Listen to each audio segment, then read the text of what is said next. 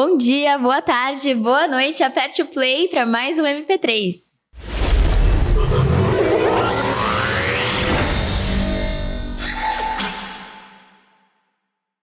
Oi, oi, aqui é a Duda e hoje eu tô aqui com o... Prazer, eu sou o Pedro. A gente tá com um convidado hoje muito especial, Fábio Sampaio. Fábio, seja bem-vindo. Muito obrigado, prazer estar com vocês aqui. Vamos bater um papo aí bacana. Você queria se apresentar, Fábio? Falar um pouco sobre sua história? Eu sou o Fábio Sampaio, eu sou músico, compositor, vocalista de uma banda de rock chamada Tanlan, tenho meu projeto solo. Por 7 anos fui líder de música da Igreja Presbiteriana de Perdizes. E sou casado e tenho uma filha. O episódio de hoje é sobre criatividade no louvor. Como que funciona esse processo criativo? Porque a gente sabe que é para adorar a Deus, mas como que você coloca isso em prática, assim? Porque é uma linguagem de palavras, é um ritmo. Pois é. A composição como um todo é um processo é um exercício que você tem que ir aperfeiçoando. Não é raro, a primeira vez que alguém compõe alguma coisa, aquela primeira composição é horrível. Eu lembro da minha primeira composição. A primeira ideia é sempre a pior, Eu lembro né? da primeira música que eu fiz. Era um salmo. É horrível a música. E é engraçado porque eu compus junto com um amigo. A gente nunca mais se viu, porque eu compus quando eu morava lá em Pernambuco. Uma vez, anos depois, eu encontrei com ele e pedi pra ele tocar. Ele tocou ela completamente diferente como eu lembrava. Como a música foi se transformando. Eu lembrava de um jeito e lembrava de outro. Então, o processo composicional ele é um exercício. Então, você tem que transpirar para aperfeiçoar isso. Mas quando a gente quer compor algo com qualidade, a gente primeiro tem que entender o que é a qualidade. Esse aspecto, esse conceito de qualidade, às vezes ele é bastante subjetivo. Mas ele diz muito respeito com o tempo que a gente está. Então, o que hoje é uma música boa? Em qual aspecto ela é mais assimilável? Por que as músicas que a gente vai ouvir, às vezes, Vencedores? Por que Vencedores era tão bom na época que foi?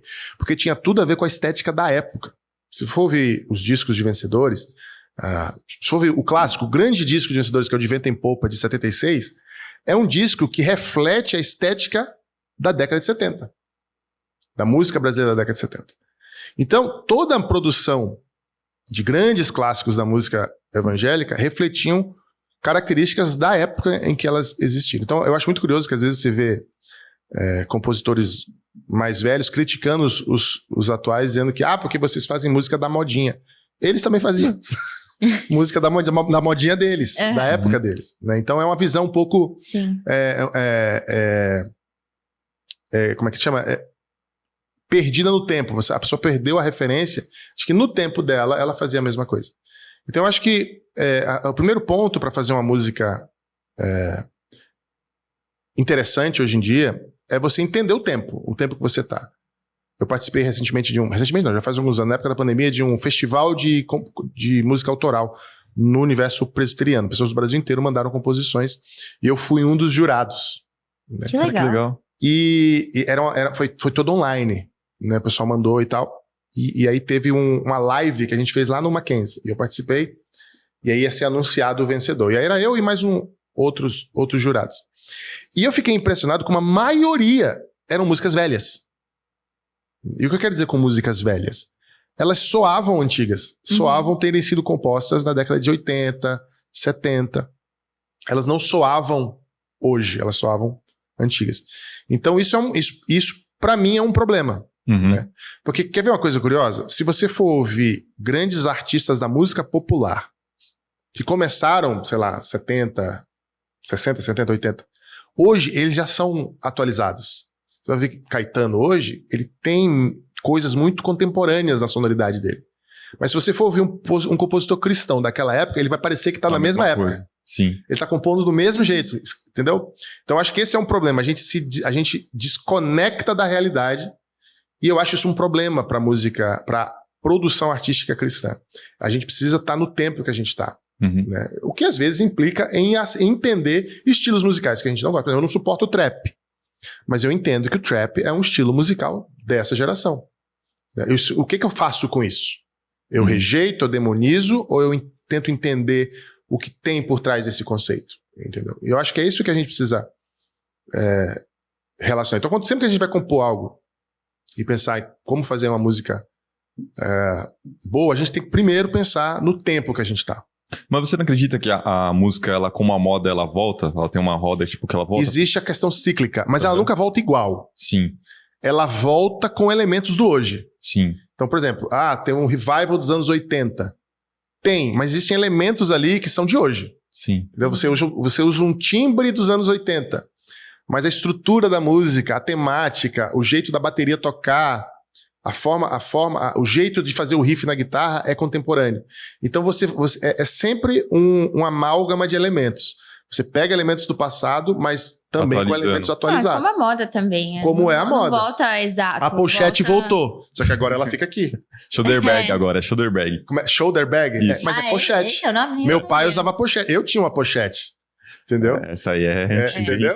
Pochete é uma coisa que todo mundo tinha nos anos 80, 90. Agora ela volta como um negócio estilizado e tal. Então, calça saruel. Vocês lembram da calça saruel? Sim. Horrível. Achei aquela coisa mais feia do mundo. Aquela calça folgadona. Parece 2014 que tá usando uma cantando. fralda. Tá. Né? Aquilo ali é antigo. Mas voltou de novo. Mas voltou diferente. Volta com uma cor diferente, um corte diferente. Sempre volta um pouquinho diferente. Sim. E isso é que é o lance. A gente tem que saber conversar com o passado sem esquecer do presente. Às vezes a gente esquece completamente do presente. Eu acho que é uma maturidade entender isso, né? Porque aí se a gente fala assim, mas meu gosto, assim, tem que entender que a realidade é totalmente moldada de uma forma diferente. Mas eu acho que é isso que diferencia o artesão do artista. Sim. O artesão repete fórmulas. Você vai numa cidade do interior, você vai ver o artesanato daquela cidade. O que é o artesanato? É a repetição de fórmulas culturais folclóricas daquela sociedade. Você vai ver lá bonequinho de barro, não sei o quê. Aquilo ali faz séculos que o pessoal faz. Você entra numa lojinha, você entra na outra. Aquilo é artesanato. Você vai ver o tricô das não sei o que. Não é só tricô, tem umas técnicas diferentes. Elas fazem aquilo há séculos. A mesma coisa. É lindo, mas é artesanato. Sim. Não há risco ali. Não há confronto ali. Não há desafio. É uma repetição. Não há inovação. É lindo. Não tem que ser diminuído. É lindo, mas não é arte, é artesanato. Entendeu? Então acho que é aí que se diferencia. A gente tem muitos artesãos no mundo cristão e poucos artistas. Porque o artista, ele tem que romper com o confortável. Ele tem que fazer um tipo de música que ele não costuma fazer. Ele tem que arriscar fazer uma coisa que não é normal pra ele. Entendeu? Isso é que é arte. É você correr o risco de errar. Se você tá sempre no conforto, fazendo o que funciona, o que tá sempre certinho, não tem um pingo de risco, isso não é arte. É artesanato. E tá tudo bem. Entendeu? Tá tudo bem fazer artesanato. Mas a gente precisa entender as diferenças. Pra gente não cair nessa ideia de que, porque eu gosto de fazer assim, achar que porque eu gosto, aquilo naturalmente é bom. Ou tem peso artístico. Às vezes não tem. Sim. Interessante. Nunca tinha pensado dessa forma. Maneira. Muito legal. Eu tenho uma dúvida, eu acho. Sobre um pouco a respeito dessa coisa do atual, né? Tipo, dos tempos de hoje e tudo mais. Existe, tipo, a questão geral dos tempos de hoje, mas existe também públicos, né? Tipo, nichos diferentes. E digo isso dentro do mundo cristão, por exemplo. Existem nichos. Existem as pessoas que ouvem trap cristão. Sim, sim. Existem pessoas que detestam. Como eu, não dá. Mas existem pessoas que amam, que só ouvem isso. Existe um cuidado também ao público? Tipo, o compositor, ele fala, não, eu quero atingir esse tipo de crente? Ou é mais a preocupação com a atualidade do que com o público em si, sabe? É uma boa pergunta. E é difícil essa de responder. Porque, em geral, o artista não deveria escolher o público. Ele produz arte. No fim, é o público que escolhe ele. Vou dar o exemplo da Tanlan, da minha banda de rock. Quando a gente começou, a gente não tocava em evento de igreja. A gente queria ser uma banda cristã que só tocaria fora. O nosso lema é sal fora do saleiro. Então a gente não tocava em culto na praça, a gente não tocava em culto nenhum. A gente tocava no bar, a gente tocava na festa, a gente tocava na universidade, a gente tocava em casas de show. Isso era Tanlan. E aí, a gente começou a ser chamado para eventos de igreja. E a gente começou a negar. Não, a nossa proposta é outra, não sei o quê. Só que não parava de vir convite. E um dia a gente sentou falando, peraí, a gente está escolhendo o público que a gente quer. Mas quem quer ouvir a gente? Quem é que está disposto a pagar avião para eu sair de Porto Alegre e tocar no Acre? A gente já foi tocar no Acre. Por que eu vou dizer não para um cara que está disposto a me levar para lá? Não, cara, eu não tenho que escolher meu público. Deixa o público me escolher. E aí, quando a gente aceitou essa realidade, pronto, aí começou a viajar ao Brasil, tocar, aí foi para gravadora e tudo mais. Então, eu entendo que o artista, ele produz a arte. No fim, o público é que escolhe ele. Mas, de fato, existem nichos. E, às vezes, o artista vem do nicho. Então, um cara que produz trap é um cara que consome trap, que ele gosta do trap, que aquela linguagem fala com ele. Eu não sou um consumidor de trap, então não é uma linguagem que fale comigo. Assim como eu não sou um consumidor de funk, não é uma linguagem que fala comigo.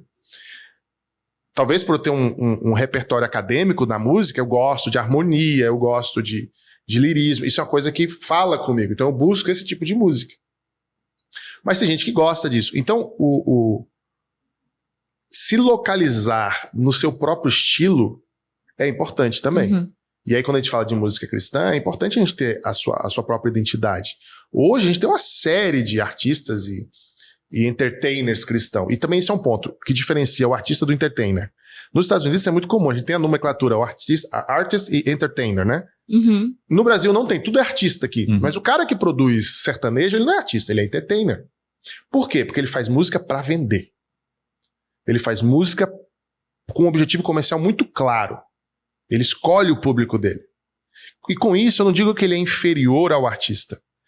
Eu só estou dizendo que é diferente. São propósitos diferentes. É mais mainstream, no caso. É muito louco, né? Veio o clipe, aí nasce a dancinha, algum influencer faz a dancinha, exato. Aí a dancinha viraliza, aí as pessoas gostam da dancinha e do clipezinho ali, da parte, e vão pra música. Tem até cantores ruins que casam com influências para poder divulgar a música, né? Pra ver se faz sucesso. Né? Tem isso também. É isso também, pelo amor de Deus, mano. Tem isso também. Esses dias a minha filha me mostrou um grupo lá, eu não vou lembrar o nome, ainda bem que eu não lembro, que é um monte de gente, um monte de jovens lá. E eles cantam também. É engraçado que os donos do canal do YouTube não cantam nada, mas os maridos delas cantam muito bem. Uhum. E aí eu pensei essa mesma coisa. Será que teve uma jogada aí? Porque vou aproveitar mas isso não importa. O cenário. Mas o que eu quero dizer é que pensar criticamente isso ajuda a gente a localizar o entertainer do artista, diferenciar essas duas coisas. O entertainer é diferente do artista, que é diferente do artesão. São coisas diferentes. Cada um tem o seu lugar e o seu valor. Nenhum é inferior ao outro. Eu gosto de deixar isso muito claro, porque às vezes parece que o artista quer se sentir melhor. Não, cada um tem o seu lugar. Só que é importante que se saiba o lugar de cada um.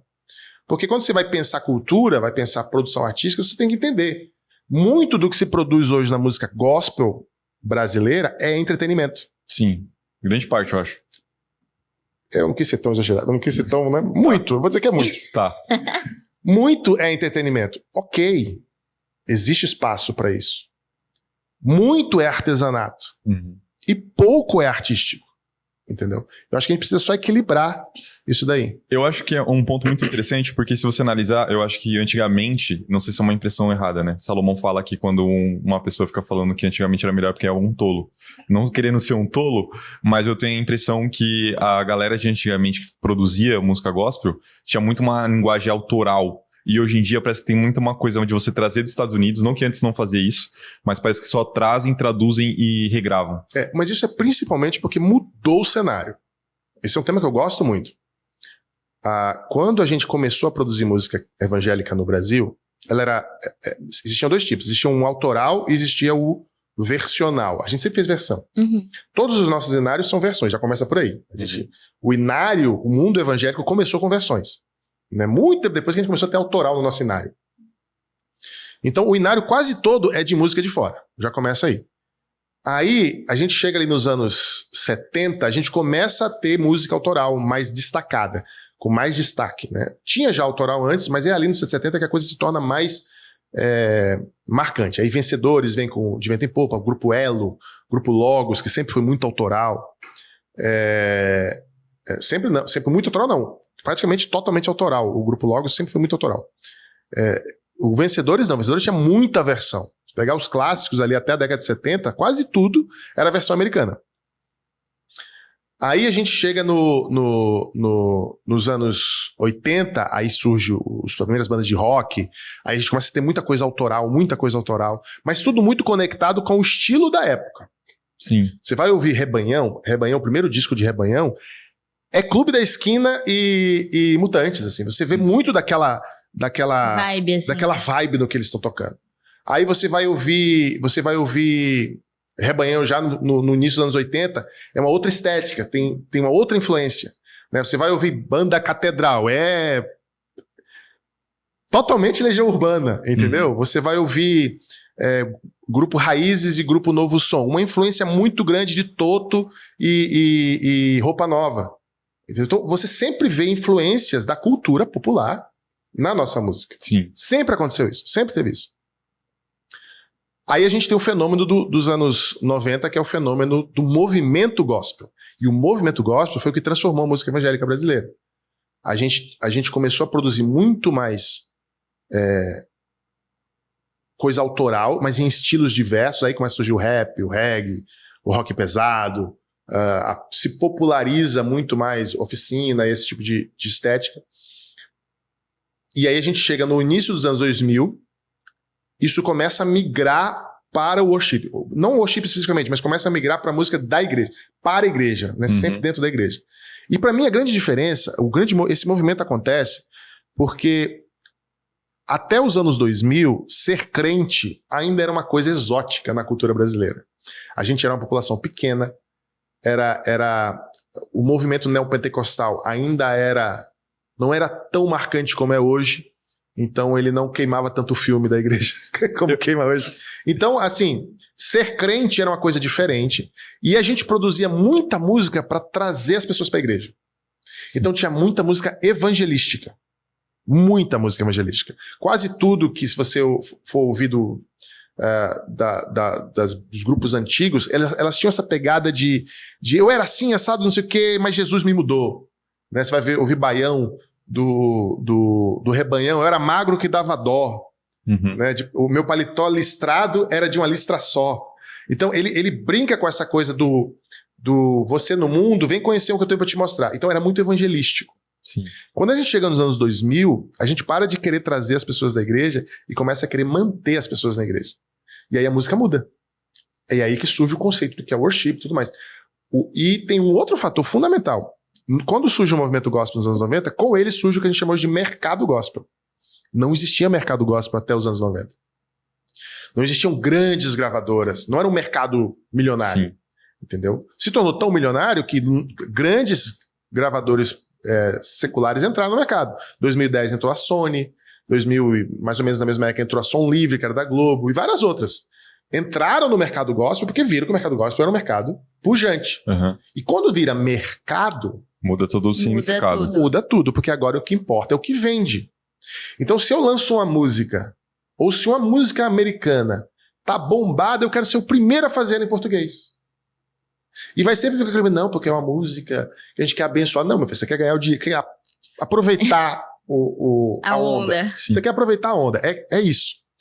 E quando um determinado estilo, e pra mim tudo muda, eu não vou lembrar agora o ano específico, mas tudo muda a partir do disco do Hillsong, que tem a música Oceans. Acho que foi 2020, se não me engano. 2019 para 2020, foi na época da pandemia. Foi por aí. Ficou famoso também com o influencer brasileiro fazendo...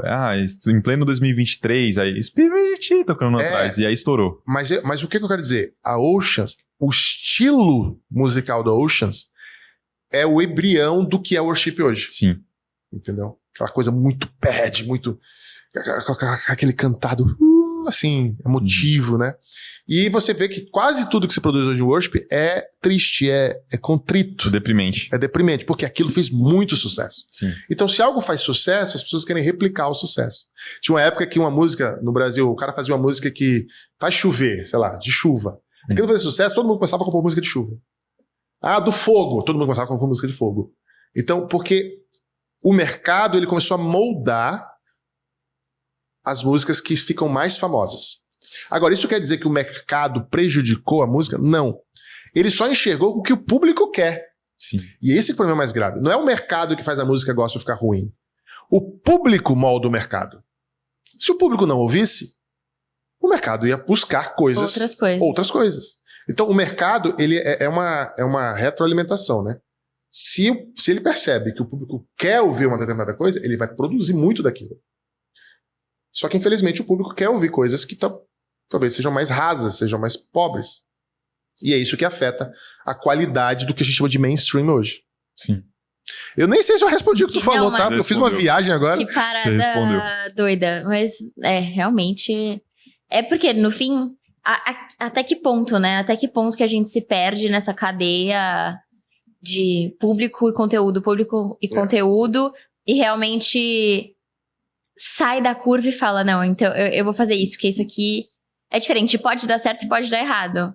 Mas vale arriscar, né? E queria te perguntar um pouquinho sobre a criatividade para a glória de Deus, porque existem outros campos, às vezes, que parecem ser mais fáceis, digamos, né? De falar assim, não, isso aqui... Digamos, vou dar um exemplo, medicina, curar pessoas, nossa, para a glória de Deus. Música, criatividade, arte, a gente se embaralha, assim, às vezes, você fica tipo assim, tá, pra glória de Deus, aí você fica tipo, tá, mas como assim? E você fala, tá, mas Deus é criador, mas aí aquela coisa, imagem e semelhança, enfim, todo esse mundo, né? Por que a criatividade traz glória a Deus, assim, falar um pouco sobre isso. Por que a criatividade traz glória a Deus? É a pergunta? Tudo que eu falei. Tá bom. É complexo. Complexo. Não, assim... Deixa eu... Foi complexa, né? Foi mal. Deu um nó na minha cabeça. Deu nó, eu tô pensando aqui como começar. Mas eu acho que eu entendi. Então, às vezes a gente acha que glorificar a Deus está no fazer. Talvez esse seja o ponto. Uhum. E isso é o que afeta a relação de muitas pessoas com a vida cristã. Eu sou diácono da igreja, eu faço algo. Se eu disser para você agora que você não é mais diácono, quem é você? Eu toco no louvor. Se eu te botar, você não vai tocar mais por um mês, quem é você? Então, às vezes a gente confunde o nosso relacionamento com Deus com aquilo que a gente faz. E eu acho que isso é um pouco problemático. Então, a gente vive para a glória de Deus, né? Isso afeta todas as nossas áreas. Como eu me relaciono na família, como eu me relaciono no trabalho, como eu me relaciono nos estudos, como eu me relaciono com a comunidade evangélica, religiosa que eu vivo, como eu me expresso em todos esses ambientes. Tudo isso pode ou não glorificar a Deus. Porque não adianta nada eu ser um baita compositor, cantar lindamente no púlpito no domingo e no trabalho eu ser o cão. Ninguém gosta de mim. Sim. Porque eu sou insuportável. Então, talvez o ponto seja encontrar o equilíbrio entre quem nós somos e o que nós fazemos, né? E eu acho que é isso que talvez seja o mais difícil. E quando a gente fala de criatividade, isso tem a ver com a mente diferente. O criativo, ele tem uma mente diferente, ele pensa diferente, ele produz coisas diferentes. Recentemente eu fiz uns testes e eu descobri que eu tenho, como é que chama? Altas habilidades. Eu tenho um monte de dificuldade, eu esqueço tudo, mas aí eu não sei o que vantagem é essa. E eu tenho visto que muita gente está falando sobre isso ultimamente na internet. Quase todo mundo que é meio maluco está descobrindo que tem alguma alta habilidade, que nem sempre é tão alta assim, e que nem sempre significa habilidade. É igual o TDAH. O TDAH saiu na moda, todo mundo tem TDAH. Então, sim, a gente tem uma cabeça que funciona um pouco diferente. Uhum. Mas o que significa usar isso para a glória de Deus? Eu acho que o mais importante é viva para a glória de Deus. E aí tudo que você fizer, criativamente, operacionalmente, que às vezes a gente acha que... Por exemplo, você falou da medicina, né? Porque a medicina é uma coisa linda. Quando eu era novo e eu disse que ia fazer música, todo mundo dizia, não, a música é um ambiente promíscuo. Eu conheço tanto médico que fala que o mundo hospitalar é o cão chupando manga ali, de promiscuidade. É um negócio horrível. E aí você fala, como a gente às vezes é iludido com a imagem, com a visão asséptica das coisas. Mas não, tudo no mundo tá no mundo. Uhum. Se a gente vive para Cristo, a gente tem que estar nesse mundo, fora dele. né? E aí tudo que a gente fizer, de alguma forma, vai refletir a glória dele, vai refletir o seu amor, a sua graça, em ações práticas, operacionais, ou na sua vida cotidiana, em coisas mais subjetivas. Então, acho que essa é a forma... talvez seja, para mim, a melhor maneira de entender esse conceito de glorificar a Deus. Não sei se eu respondi a tua pergunta. Não, acho que sim, fez sentido. Eu acho que a gente tá com um ótimo músico aqui e a gente devia aproveitar isso. Você poderia tocar mais uma música pra gente, por favor? Por Vamos gentileza? lá. Deixa eu ligar aqui.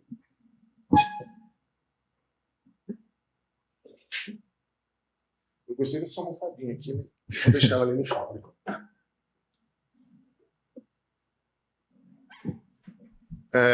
Eu acho que essa ideia de música, a gente falou antes de começar, né? A música ela não só ser boa, mas ela também se engajar, né? Então acho que aí são coisas técnicas. Você tem que pensar melodicamente algo que seja marcante. Então eu vou dar um exemplo, por exemplo. Tem uma música que eu compus para a igreja que ela fala do paradoxo do evangelho. Então tem todo um conceito teológico. Ela fala da ideia de que o evangelho é a história da dor que traz alívio, da lágrima que traz consolo e da morte que traz vida. Essa é a história do evangelho.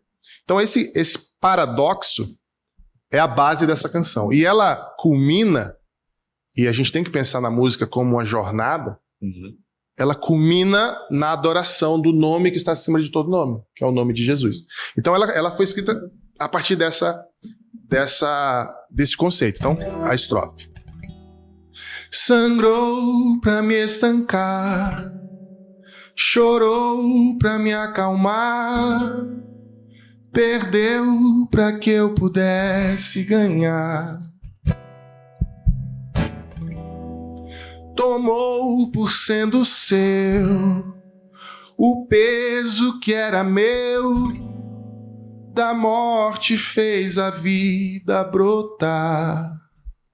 E eu não posso negar a graça que está enchendo meu ser de alegria, e eu não vou resistir àquele que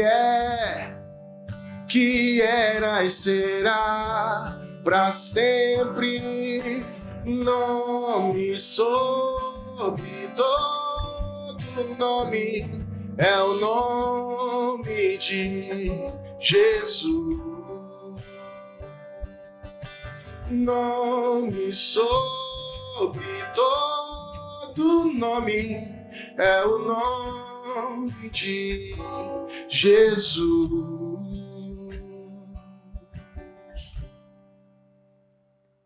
Então, é uma música simples, curtinha, mas que tem alguns elementos teológicos curiosos. Eu não vou resistir àquele que é e será para sempre. Isso é teologia. Graça, né? Graça irresistível. Então, a gente consegue inserir elementos teológicos, doutrinários, naquilo que a gente canta. E, ao mesmo tempo, pensando a música como uma jornada estética. Porque ela começa falando do paradoxo. Eu nunca parei para explicar essa música, mas bacana isso. Ela começa falando do paradoxo do evangelho, que sangrou para me estancar. Olha que bacana isso, né? Ele sangrou para que aquilo que sangrava em mim parasse de sangrar. Sangrou para me estancar, chorou para me acalmar. Então eu vou construindo essa narrativa e termino exaltando a Cristo. Eu entendo que todo louvor ele tem que ser para Cristo. Ou para Deus. Para Ele. Louvor, quando num contexto de louvor, é para Ele sempre. A gente pode ter canções que falem da comunidade, que falem da igreja, mas aí são em alguns outros momentos. Quando ele está louvando, é para Ele. Né? Então, eu penso muito nesse sentido. E tem várias outras, por exemplo...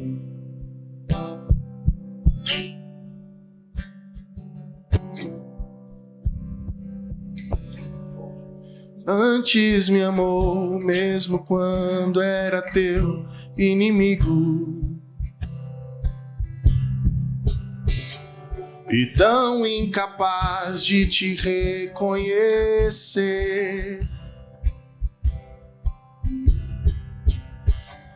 Minha vergonha e ruína levaste contigo pra me resgatar de quem eu era e recomeçar em quem tu és. O Senhor de toda a história, Redentor... Não, errei. O Senhor de toda a glória, Redentor de toda a história, que da morte trouxe a vida aos que são teus. Então tem toda uma construção teológica. Aí vai pro refrão. Tu és o meu Deus, e tudo que sou é só pra te dar louvor. Senhor que venceu e nos transportou ao reino do teu amor. É bíblico. São textos bíblicos que a gente... Música. E a gente não precisa musicar literalmente do jeito que está escrito. A gente pode poetizar aquilo que está escrito. Então eu acho que é bacana, quando a gente compõe, ter como referência o texto bíblico, mas não necessariamente literalizar, escrever literalmente. Às vezes funciona, às vezes é bacana você escrever literalmente, faz todo sentido com a música. Mas às vezes é bacana você poetizar aquele texto de uma forma que funcione melhor. Trazer até para uma linguagem mais nova, né? Exatamente. Para mim, um clássico exemplo, essa questão de linguagem, é um hino famoso que é o Conta as Bênçãos, né? Que começa com se da vida as vagas procelosas são. A música começa se da vida vagas procelosas são. Essa é a primeira frase desse hino. Se você perguntar para as pessoas da igreja o que significa essa frase, 90% não vai saber o significado. Então é importante a gente atualizar algumas coisas, a linguagem, porque a linguagem é viva, para que as pessoas possam se relacionar com ela também. Deixa eu pegar uma almofadinha aqui, peraí. Tranquilo. E eu acho que existe uma diferença que eu acho importante a gente enfatizar, da diferença de sinônimos, né, de simplificar uma coisa, mantendo o significado, versus diluir um significado, né? Porque, Exato. às vezes, numa tentativa de simplificar, por exemplo, uma frase como essa, pode existir o erro de acabar saindo um pouco do que realmente significa aquilo, né? Então, acho que existe esse cuidado. E eu tava um dia conversando com uma amiga que ela faz umas musiquinhas, assim, de EBD, das crianças. E ela tava, assim, com o ukulele, assim, ela tava me mostrando. Ela falou, não, eu fiz essa musiquinha, tal, pras crianças e tudo mais. E aí a gente tava conversando, aí ela falou assim, não, porque o louvor, além de, obviamente, exaltar a Deus, também nos ajuda a memorizar versículos, né? Nos ajuda a entender conceitos. E eu acho isso muito legal. Teve uma música que, quando eu era bem novinha na fé, assim, eu tive que cantar ela na igreja, ainda por cima, e eu não entendia o que eu tava cantando. Isso é muito louco. Eu não entendia aquilo, eu tava assim, meio... Tá, mas o que é essa letra, né? O que isso tá dizendo? E aí, anos depois, assim, eu tinha até esquecido dessa música, mas voltou essa música e eu entendi tudo.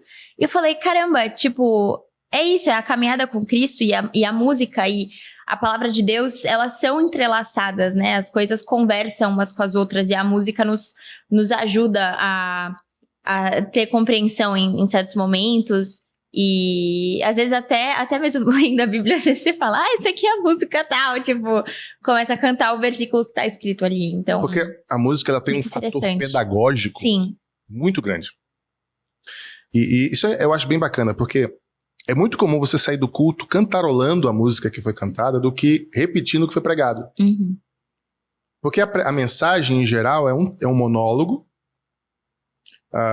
com uma lógica... Quando é bem feita a mensagem, né, com uma lógica bem construída, com início, meio e fim. Né, introdução, desenvolvimento e conclusão. Mas, por ela não ter repetição, ou seja, ela é um monólogo direto, é muito difícil você gravar partes relevantes do que é dito. A música não. A música ela trabalha com repetição o tempo inteiro. E ela, além de usar o elemento cognitivo da palavra, ela usa um elemento sensorial da melodia, né? Então são dois elementos que ajudam você a fixar uma informação. Por isso que em pré-vestibular tem muito essa coisa de cantar, fazer musiquinha tabela periódica, com conteúdo, exatamente. É muito como muitas igrejas têm uma musiquinha para você decorar os livros da Bíblia. Então você usa a característica da música como um elemento fixador de alguma ideia. Então, sem dúvida, o uso da música nesse contexto da igreja, ele é extremamente educativo nesse sentido, né? Quando Lutero trouxe a música para o canto na Reforma Protestante, não sei se vocês lembram ou sabem, antes da Reforma Protestante, a missa ou a celebração litúrgica da Igreja Católica, ela era executada e participada apenas pelo clero. O povo assistia. Só assistia. Tanto que era em latim, né? Principalmente porque era em latim. Então eles não entendiam nada. Nossa. O povo era analfabeto, não entendiam o que estava sendo feito lá. Era um evento litúrgico à parte do povo, porque quem participava era o clero e o povo assistia. Com a Reforma Protestante, Lutero disse que o povo precisa cantar. E não só cantar aleatoriamente, mas o que ele canta tem que ajudar a compreender a fé. Então, a música tinha muito conceito teológico. Se você for pegar muitos hinos, eles têm uma estrutura de... a primeira estrofe exalta a Deus, a segunda estrofe fala que eu tinha pecados ou vivia no pecado, mas fui resgatado. A terceira estrofe é alguma elaboração dessa segunda, e a terceira estrofe fala do céu. É muito comum você ter essa estrutura na inódia. Porque tinha um aspecto pedagógico, você ensinava pílulas teológicas e doutrinárias em cada canção. E pelo fato da repetição, as pessoas iam para casa lembrando daquilo. Então, sem dúvida, a música ela tem esse apelo, e hoje, como cultura evangélica mundial, é muito difícil a gente imaginar um culto sem música. A música faz parte do ethos do que é ser evangélico no mundo. Eu sei que existem comunidades que não têm música, mas são raríssimas. A maioria tem a música como um elemento muito importante. O que chega a ser curioso quando a igreja não valoriza a música. Ela tem a música como um elemento muito importante, mas não a valoriza. Não valoriza a produção, não valoriza tecnicamente o som, não valoriza tecnicamente os membros que vão participar ali da música. Às vezes valoriza muito, única e exclusivamente o pregador, mas não valoriza todo o resto. Quando o culto é tudo, não é só a mensagem, é a música, é o aviso, é as crianças que vão, é orar pelas crianças, sabe? Tudo que acontece no culto, a gente às vezes tem que parar de pensar como elementos distintos que são colados no meio do momento e pensar tudo aquilo como o culto. E se você pensa tudo aquilo como o culto, todos os textos lidos, todas as canções cantadas, todos os eventos que vão acontecer naquele momento tem que dizer a mesma coisa. Não adianta você cantar sobre uma coisa e pregar outra. Tudo tem que ir na mesma direção, porque aí quando você sair do culto, se você sair cantando a música, você vai estar fazendo o que foi pregado, você vai estar cantando o que foi pregado. Todo o culto vai te dar, essa pedagogia da repetição vai estar acontecendo no culto inteiro. E aí você vai sair muito mais instruído do que se fosse uma série de elementos aleatórios acontecendo no culto. Eu vi um filme recentemente, que saiu esse ano, chamado Pecadores. E ele pega muito sobre a música em si, né? Sobre trazer... Eu não vi ainda, mas eu sei qual é. Não vi ainda. Cara... Mas eu sei qual é. É fantástico. É fantástico, assim. Ele traz muito sobre a música para diferentes culturas e pega também sobre o evangelho, né? Ele fala um pouco sobre o evangelho. Tem umas pessoas que falam que foi uma crítica, tem umas pessoas que falam que ele só colocou coisas. E eu queria perguntar pra você, nesse filme, tem uma ideologia que ele coloca sobre as coisas ficarem pegando tudo e unindo numa só. Então, assim... As coisas o quê? Desculpa? Unindo numa só. As culturas unindo numa só. Então, assim, a cultura evangélica cristã lá nos Estados Unidos na década de 30, 50, se unia também com a cultura africana. E aí acabava saindo um louvor diferente, saindo uma música diferente. Como que você enxerga isso hoje em dia? Porque a gente tava falando sobre as pessoas não escolher um público-alvo. Eu tenho uma visão diferente. Eu acredito que hoje em dia as pessoas elas escutam e às vezes elas não são público, mas elas se identificam. Então você vai ver muitas pessoas que têm um nascimento bom, uma família boa, escutando um rap de um rapaz de quebrada, falando sobre coisas que não é da realidade dele. Vai ter um bom motivo pra isso, eu vou te contar já já. Eu vou já começar com esse argumento aí. Nos anos 50, 60, teve um estilo musical que fez exatamente isso. Era a música que os pais não gostavam que os filhos ouvissem. Que música foi essa? Beatles, né? O rock. O rock, quando surgiu, era a música da juventude. Isso é muito curioso, porque até o surgimento do rock, como a gente entende ele hoje, não existia bem cultura jovem. Não existia esse conceito de cultura jovem. Não existia moda jovem. Não existia programação jovem. O jovem era um adulto pequeno. Era alguém que se tornaria adulto. Se vestia igual aos adultos, era o mesmo tipo de roupa. Então, essa ideia de cultura, de pensar coisas para o jovem, se estabelece muito na cultura popular com o surgimento do rock. Ao mesmo tempo, o rock era um estilo de música que os mais velhos adultos não gostavam que os filhos ouvissem. E por isso eles ouviam. Por quê? Porque tinha um aspecto de rebeldia muito forte aí, que foi muito reprimido durante muito tempo, principalmente nos Estados Unidos, né? Então, ok, passamos décadas aí. Qual é o estilo de música hoje que os adultos não gostam que os filhos ouçam? Funk e trap. E rap, por aí vai. Então, a música, ela tem um elemento sociocultural muito forte de identificação. Então, você se identifica como um jovem, você vai ouvir coisas de jovem. Uhum. E o que é coisa de jovem? É o que os pais não gostam. Então, tem essa coisa... Antigamente era o rock, agora é isso. Então, é por isso que tem esse elemento. Então, não interessa muito onde ele nasceu, a origem dele. Tem muito mais a ver com o contexto sociocultural dele. Entendeu? Não sei como é que é no Japão, mas aqui no Brasil você vai ouvir trap, vai ouvir... Então, é muito sociocultural. E tem essa coisa da rebeldia. Mas você começou falando... Como é que foi a primeira coisa que você falou? A conjunção das culturas. Do filme, sobre a junção das culturas. Isso é factual. Toda cultura, todo o mundo cristão... isso é muito bacana. Quando os missionários europeus e americanos espalharam para pregar o evangelho, eles tinham uma ideia de que não era só o evangelho que eles tinham que propagar, era a sua própria cultura. Porque a sua cultura, no entendimento deles, era melhor, era superior. Uhum. Eu não vou entrar no mérito desse mas isso era um fato. Eles traziam a própria cultura também, não só o evangelho. Por quê? Porque cultura e fé, também tem a ver com religião. A gente esquece disso. Toda cultura, se você for estudar sobre cultura, a religião é um dos elementos que compõem o conceito de cultura. Então, os missionários, quando eles vinham, eles traziam a sua própria cultura também. Por que durante muito tempo no Brasil, se você era sambista e se convertia, você abandonava o samba?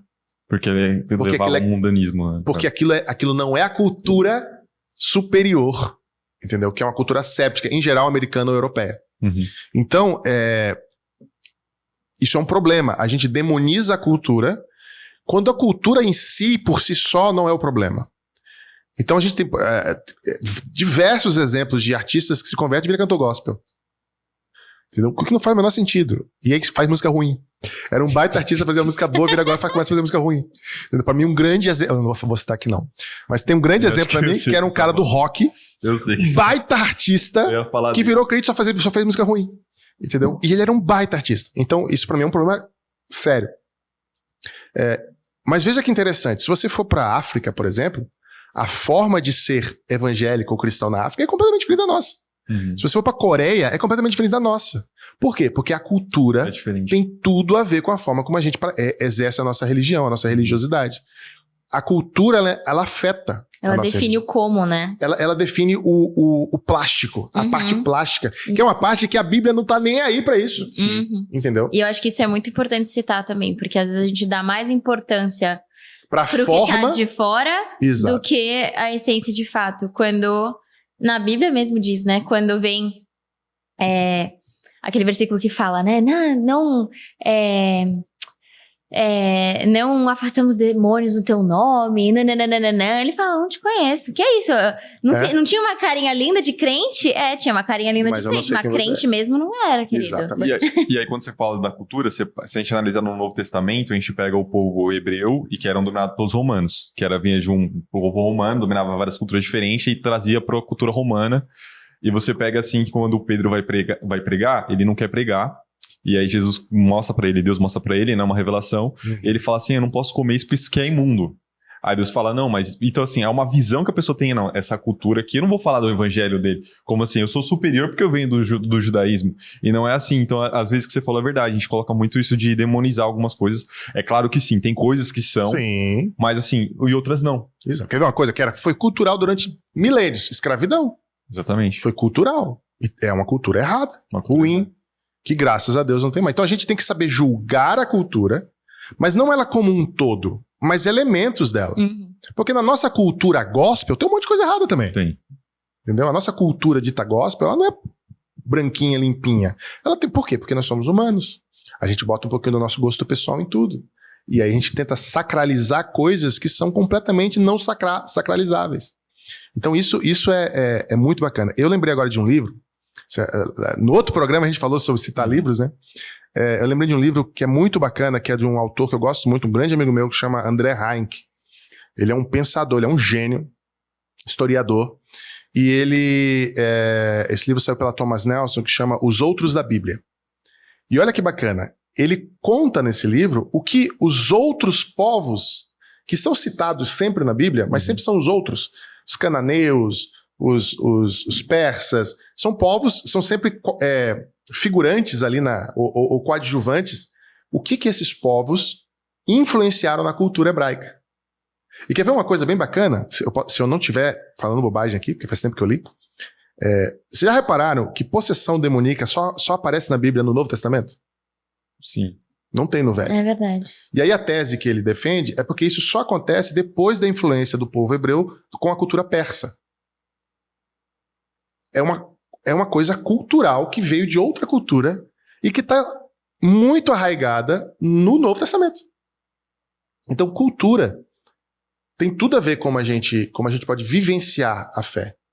Se a gente tiver olhos claros para entender o que é bom e o que é mal, não tem aquela ideia asséptica de que toda cultura é boa, não é verdade. Tem muitos aspectos culturais que são ruins, tem que ser banidos da nossa... No meio gospel. Não só do gospel, da realidade. Um exemplo claro que eu falei foi a escravidão. Uhum. Existem vários outros. Precisam ser banidos da nossa sociedade, da humanidade. Mas não vão, porque o humano é falho e tudo mais. Mas a gente tem que ter esse olhar, essa capacidade de julgar isso e olhar com os olhos do evangelho, não com os olhos da cultura, mas com os olhos do evangelho para enxergar isso na cultura. Sim. Cara, que episódio, velho. Que episódio. Infelizmente Voou. já tá acabando. Já? Já.